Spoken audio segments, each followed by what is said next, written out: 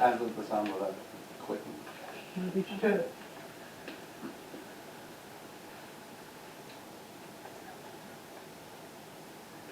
Alright, we're gonna try to hit another EVP here real quick. Mm-hmm.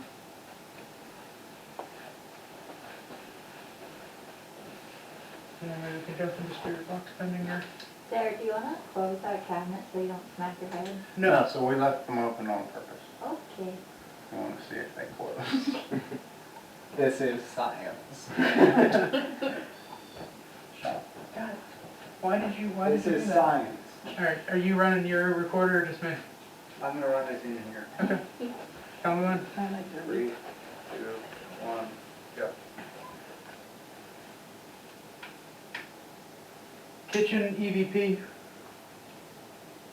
Laundry room, kitchen. EVP.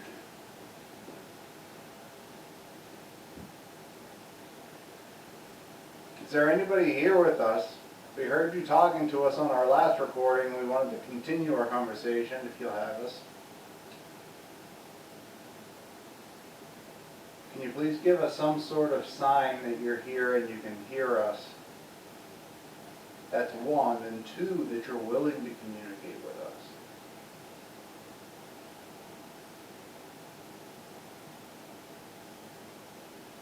There's several ways you can do this. Jeez, that scared the shit out of me. You can touch one of us, preferably Derek. He's the balding man sitting in the chair. Since 6th grade.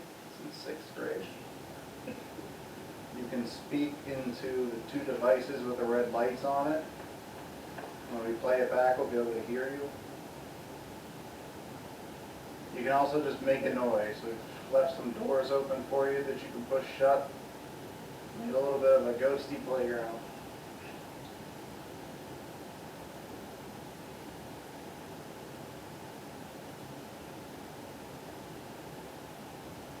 Please remember, we're not here to harm you in any way. We just would like to know your name and a little bit about you. We want to make sure your story is not forgotten. My name is Cindy. My name is Daniel. I'm Derek. I'm Kara. And Colby. I'm Rachel. Now that we've all told you our names, we'd appreciate it if you told us yours. It's only polite.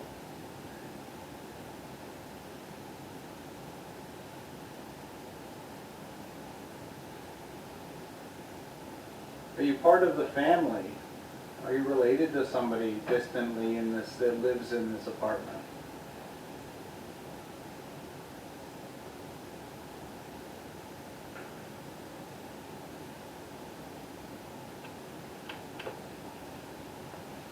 Seems to be a common theme that whenever Kara goes online and starts digging through her ancestry, that you at least make yourself known, like you're trying to say something or possibly trying to hide something.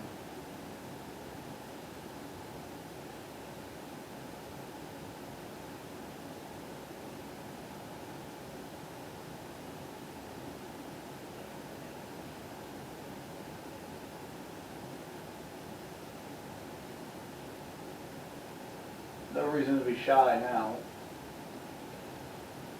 None of us are here to harm you in any way. We're just here for a chat. Maybe a little bit of a conversation. There's a flashlight sitting on the countertop that if you concentrate your energy, you can turn it on and off, and then we can ask you yes or no questions based on you being able to use the flashlight. Is there any way that you can turn that flashlight on?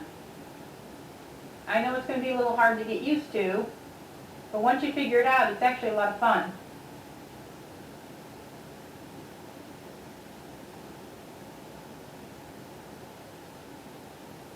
Can you turn it on for us?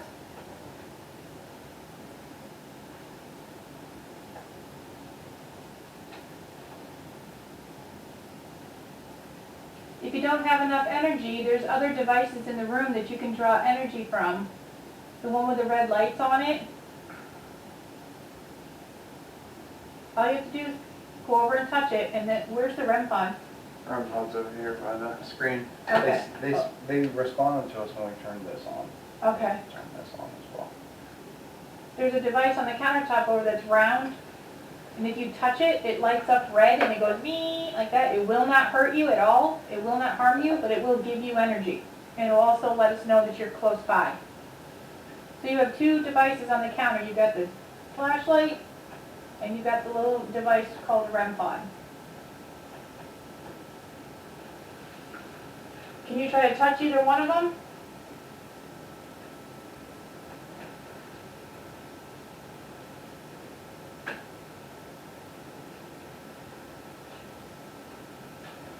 Hey Dan, since you're standing right there, why don't you touch the REM pod so they can see what it looks like and sounds like? Okay, Derek, go ahead.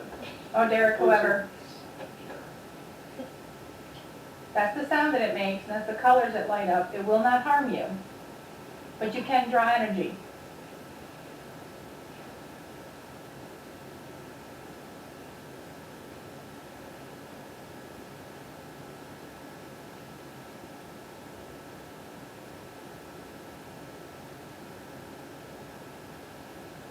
Naomi, are you with us here tonight? If you are, could you please give us a small sign?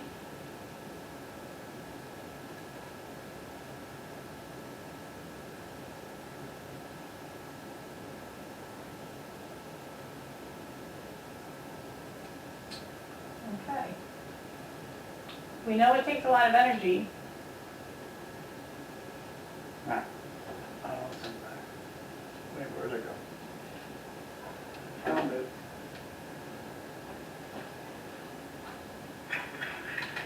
Can you play back?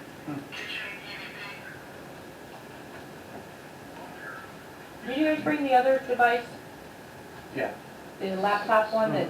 Yeah. Okay, I think we might need to bring that out so we can hear them better.